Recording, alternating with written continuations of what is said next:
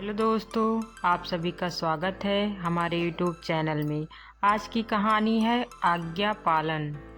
एक समय की बात है, रेगिस्तान के किनारे स्थित एक गांव में एक व्यापारी रहता था। वह ऊँटों का व्यापार करता था। वह ऊँटों के बच्चों को खरीद कर उन्हें शक्तिशाली बनाकर बेचा करता था। इससे वह ढेर सारा लाभ कमाता था।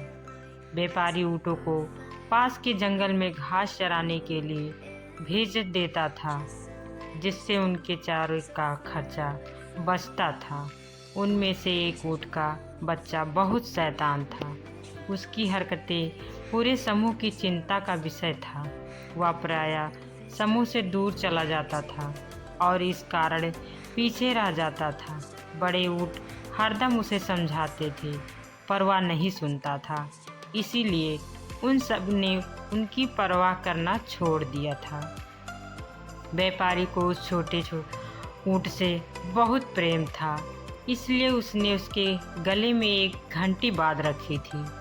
जब भी वह सिर हिलाता तो उसकी घंटी बजती थी, जिससे उसकी चालियों स्थिति का पता चल जाता था। एक बार उस स्थान से एक शेर गुजरा जहाँ ऊँट चर रहे थे। उसे ऊँट की घंटी के द्वारा उनके होने का पता चल गया था। उसने फसल में से झांक कर देखा तो उसे ज्ञात हुआ कि ऊँट का बड़ा समूह है, लेकिन वह ऊँटों पर हमला नहीं कर सकता था, क्योंकि समूह में ऊँट सबसे बलशाली थे। इन कारण वह मौके की तलाश में वहां से छुपकर खड़ा हो गया। समूह के एक बड़े ऊँट को खतरे का आभास हो गया था। उसने समूह को गांव वापस चलने की चेतावनी दी और उन्हें पास पास चलने को कहा। ऊँटों ने एक मंडली बनाकर जंगल से बाहर निकलना आरंभ कर दिया। शेर ने मौके की तलाश में उनका पीछा करना शुरू कर दिया।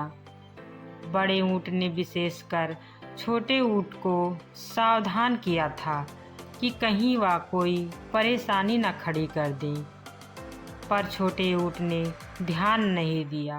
वो उनकी बातों को ध्यान में न रख के लापरवाही से चलते रहते थे। छोटा ऊँट अपनी मस्ती में अन्य ऊँटों से पीछे रह गया। जब शेर ने उनको देखा तो वह उस पर झपट पड़ा। छोटा ऊँट अपनी जान बचाने के लिए इधर उधर भागा, पर वहाँ अपने आप को उस शेर से बचा नहीं पाया। उसका अंत हुआ, क्योंकि उसने अपने बड़ों की आज्ञा का पालन नहीं किया था। हमें अपनी भलाई के लिए अपने माता पिता या बड़ों का आज्ञा का पालन अवश्य करना चाहिए। उनके कहे अनुसार ही चलना चाहिए। सदैव प्रसन्न रहिए। जो प्राप्त है पर्याप्त है। जिसका मन मस्त है उसके पास समस्त है। फ्रेंड, अगर हमारी कहानी अच्छी लगे तो लाइक और शेयर ज़रूर करें। हमारे चैनल से जुड़े रहिए। मिलते हैं एक नई कहानी के साथ। तब तक के लिए राधे राधे।